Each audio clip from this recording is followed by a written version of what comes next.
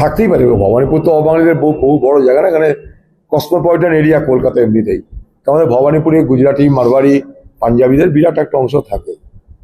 এখন কে কাকে ভোট দিয়েছে আমরা তো জানি না, তবে আবার বলছি সরকার বিরোধী ভোটের একটা হাওয়া তো ছিলই, সেটা আমরা ভোট করাতে আমরা এটা বুঝেছি।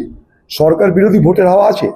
আবার বলছি সেই বিরোধী ভোটটা কটুকরো হলো, কে বড় টুকরো পেল, সেই বড় টুকরো কি মমতা ব্যানার্জি হিসাবে মোকাবেলা করতে পারে, ব্যাপারটা এই জায়গায় দাঁড়িয়ে আছে।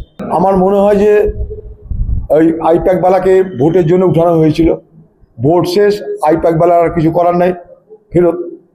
এই আইপ্যাকের লোক মোদিজিকেও 2014 সালে মদত করেছে।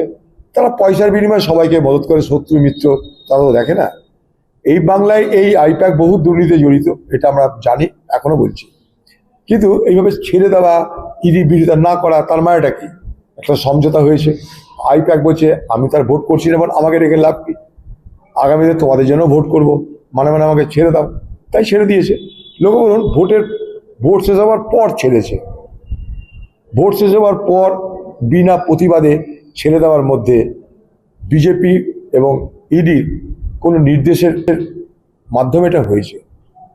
এটা সাধারণ বিষয় নয়। ভোট শেষ, আইপ্যাককে নিয়ে কোনো কাজ নাই, আইপ্যাক ছুটি নাও, ব্যাস এই হয়েছে। দেখুন, বিষয়টা এরকমভাবে দেখতে হবে, সরকারের বিরুদ্ধে প্রবল ক্ষোভ মানুষের ছিল, সেই ক্ষোভ এই ভোটে আছড়ে পড়েছে, এখানে কোনো ভুল নেই।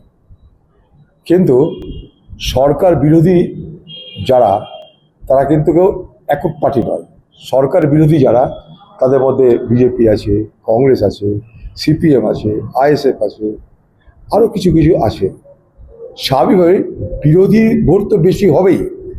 মমতা ব্যানার্জি সরকারের বিরুদ্ধে প্রতিবাদের কারণে, বিক্ষোভের কারণে বিরোধী ভোটের সংখ্যা তো বাড়বেই, কিন্তু সেটা বিরোধী ভোটের সংখ্যা। সেই বিরোধীর মধ্যে কোন পার্টি সবথেকে বেশি ভোট পাবে সেটা এখনই আন্দাজ করা একটু কঠিন। কিন্তু একটা বড় অংশের মানুষের ভোট কিন্তু বিজেপির পক্ষে গেছে, এটা বোঝা যাচ্ছে। মমতা ব্যানার্জির বিরুদ্ধে প্রচুর ভোট। মমতা ব্যানার্জি যদি 40টা ভোট পায়, বিরোধীরা 60টা ভোট পেয়েছে। মমতা ব্যানার্জি যদি 30টা ভোট পায়, বিরোধীরা 70টা ভোট পেয়েছে। সেই 70টা টুকরো হয়েছে, ফ্র্যাগমেন্টেড হয়েছে, তার মধ্যে অনেকে ভাগিদার আছে। সবগুলোকে মোকাবেলা করে এককভাবে মমতা ব্যানার্জির ভোটের থেকে বেশি ভোট সিট অনুযায়ী কারা পাবে, সেটা কিন্তু জটিল অঙ্ক।